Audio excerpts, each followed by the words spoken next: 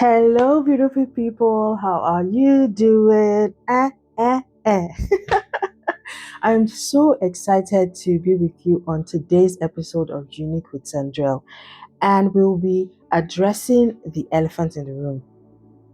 Yes, the elephant in the room. Medication.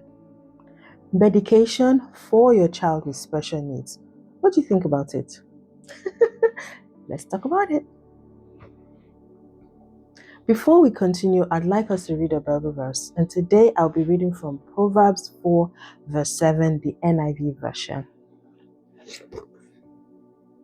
And it reads, "The beginning of wisdom is this: get wisdom, though it cost you all you have, get understanding."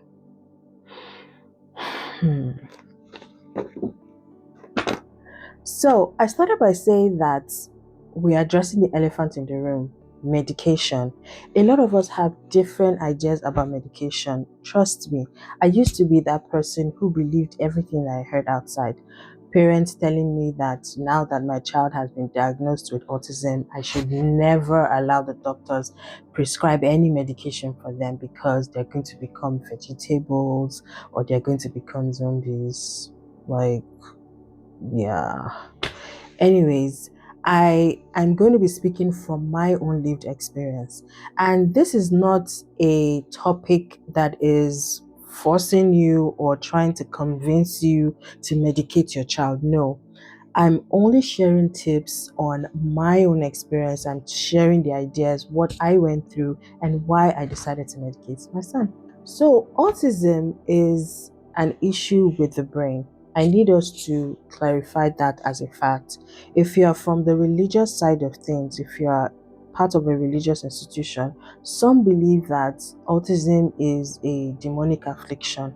I'm not here to debunk what you believe in, but my prayer for you is if you are a parent who believes that their child is influenced by the demon to act the way they do, despite being diagnosed as autistic, my prayer is that God gives you the wisdom to treat your child like He would want you to treat your child. I pray that you receive the wisdom of God and get understanding to call your child the names that God would like you to call your child. All right. Okay, so talking about medication, why do we need medication? Why do we not need medication? So when we say autism, it's a spectrum. There are, like, just take from 1 to 10. There are children that are on the 10 side of the spectrum, children are on the 1 side of the spectrum. There are children that the minute you see them, you can tell they're autistic because of the kind of behaviors that they have, the characteristics. Some of them have some facial expressions that make you know the child is autistic. There are some other children that are on the 1 side of the spectrum that do not present like such. And so autism has several symptoms. Some children would have difficulty maintaining eye contact, some walk on their toes, some have reduced cognitive abilities, some have delayed speech, some are non-verbal for a long time in the development of their years, and it can vary between different things. So the question is, when do I medicate my child? Do I even need medication at all? So here's the thing. There are several strategies that you can use to help your child to, deviate from those symptoms. You can say deviate per se, but sometimes the symptoms can be anything. The symptoms can be issues with their gut. The symptoms can be issues with their brain, issues with their learning. It could be issues with their speech, and sometimes it can be issues with their behavior. Some children who are autistic present this aggressive behavior. They become easily agitated. You tell them no, and they're like, ah. Some children who are very non-verbal can act out of character. So this aggression can come with biting, making a mess of their space, can come with screaming, can come with biting of themselves and others.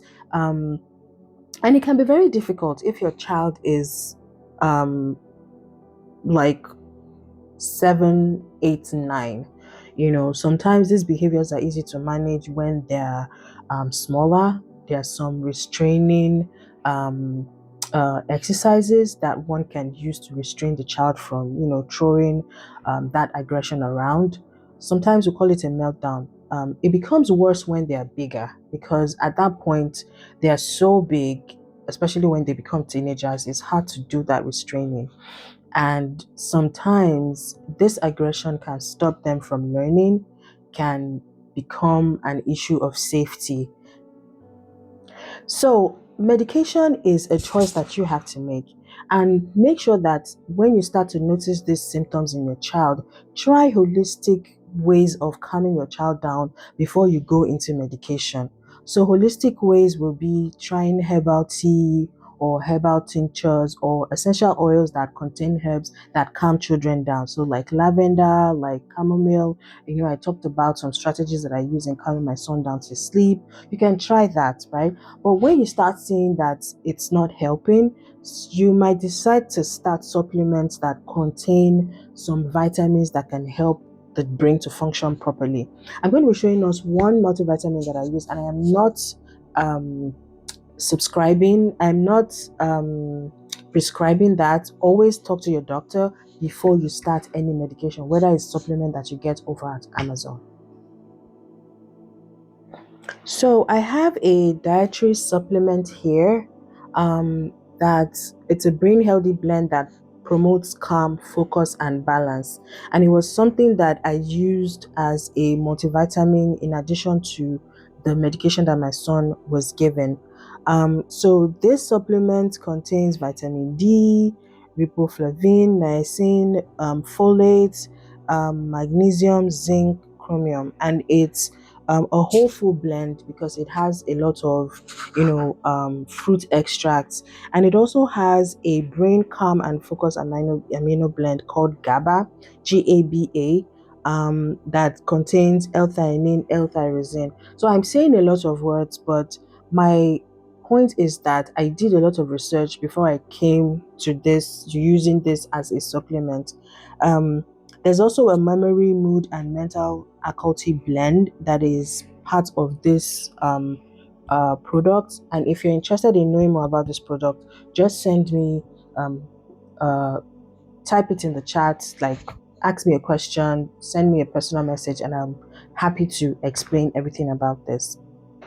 One thing I also want to advise before you start medication, whether you do supplements that you buy off from Amazon, I want you to do a blood work for your child.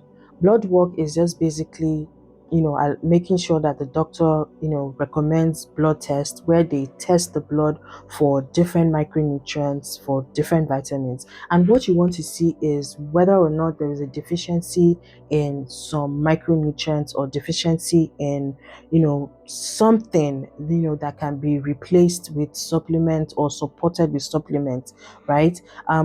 When my son did his blood work, one of the things that was not right was his vitamin D levels were down, and so it made a lot of sense for me to use this supplement because it contains the right amount of vitamin D that my son needs to take daily. So after you do your blood work for your child, you can start to discuss what type of medications that your child needs. So there are different medications that treat OCD, which is like a compulsive disorder where the child just acts out of compulsion. There are medications that treat agitation, when the child is always like very agitated and cannot be easily calmed down by the holistic methods that you use. There are drugs that are prescribed for children with autism, but I'm not going to mention any of those medications here. That's not the purpose of this.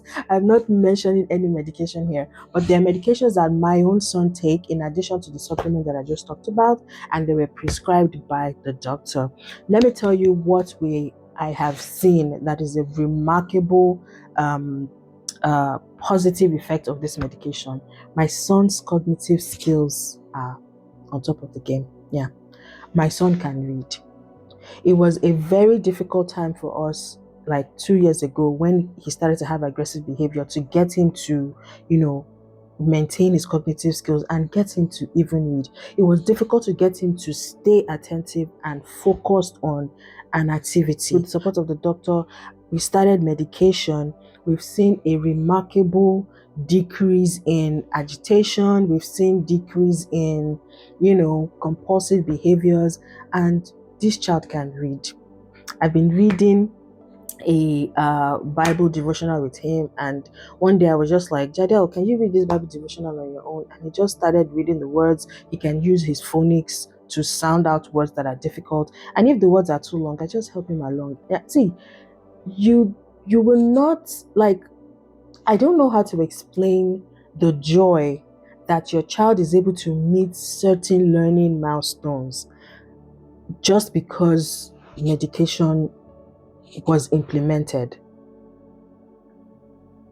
It is a joy to see your son, your child, function in life, function in the environment, function well in the community because medication was used as a form of support.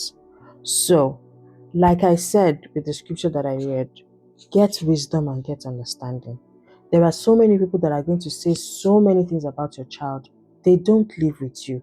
You are the one who lives with the child. If you've tried to change their diet, if you've tried to support with holistic methods and you see that those changes that you've made are not working, it may be the right time to start medication because you want your child to be able to live a balanced life.